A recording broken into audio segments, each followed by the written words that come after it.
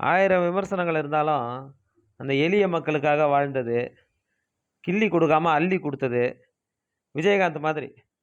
இந்த மாரி விஷயங்கள்லாம் தர்மம் தலை காக்கும்னு சொல்லுவாங்க. இப்பல்லாம் தர்மம் தலைமுறை காக்கும்.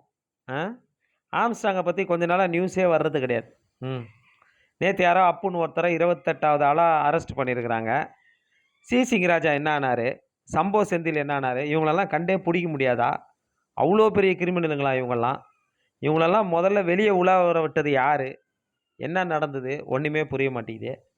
ஆ ஆம்ஸ்ட்ராங்க பத்தி இன்னொரு நியூஸ் தெரியுமா?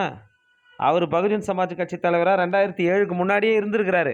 ஆனா செல்வ பெருந்தகை வராருன்னு சொல்லி பெருந்தமையா அந்த பதவிய விட்டு ஒதுங்கி ஒருங்கிணைப்பாளர் பதவியில இருந்தாரு. செல்வ பெருந்தகை தான் எஸ்கேப் ஆயிட்டா போல. ஆனா கொண்ட கொள்கையில உறுதியா இருந்து வெற்றியோ தோல்வியோ 17 வருஷம் தனிச்சே கட்சிய நடத்தியிருக்கிறார். இதுவே பெரிய சாதனைப்பா.